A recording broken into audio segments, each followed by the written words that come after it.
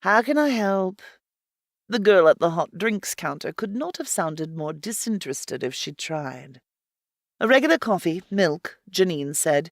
No, wait, I'll have a cappuccino. Janine was headed to a remote and only occasionally used army base.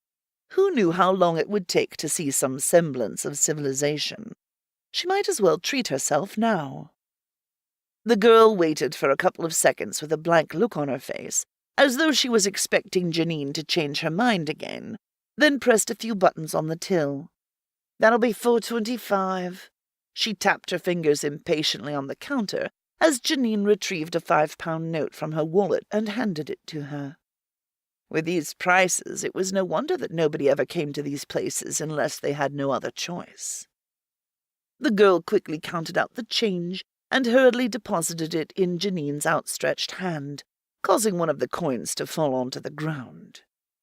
Janine turned to chase after the stray coin, only to find it had come to halt against another customer's shoe.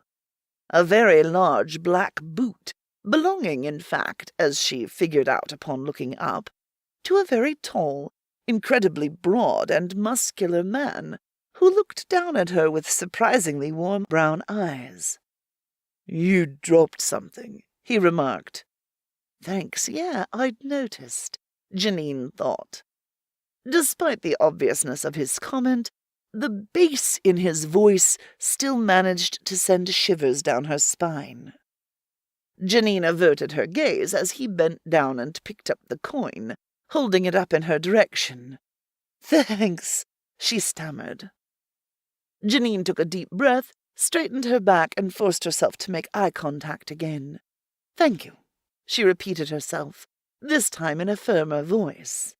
How did she expect to train a bunch of renegade shifters and humans if she couldn't even interact with one random guy at a motorway service station properly? What the hell had gotten into her? "You're welcome," the stranger responded, a warm smile on his face.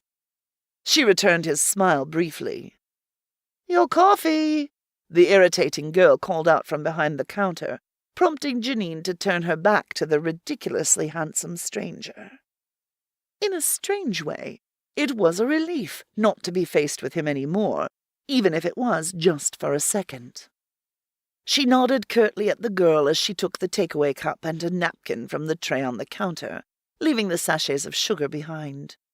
She took a sip right away, savoring the taste as well as the sensation of having the soft, frothy milk gently touch her lip.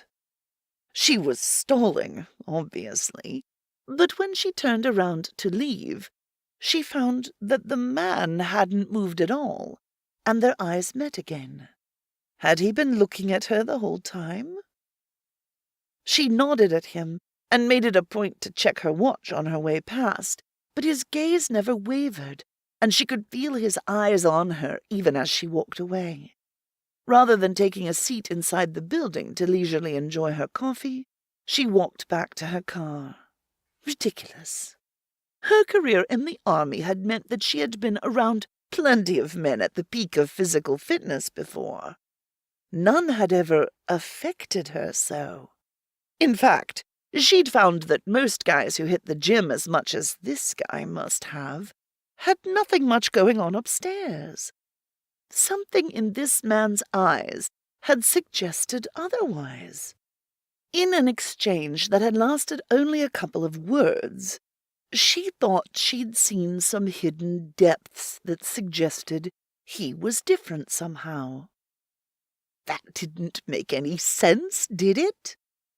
Janine placed her coffee in the cup holder underneath the dash and rested her head in her hands. This was all just a stupid diversion. Starting tomorrow, she'd have a difficult job to do, and she couldn't afford the distraction. A knock on the window brought her back to reality. Sure enough, she looked up to find the same guys smiling down at her. She reluctantly opened her window. Bloody hell, now what? "You were in such a rush. You forgot this inside." He raised his arm to reveal Janine's handbag hanging from his index finger.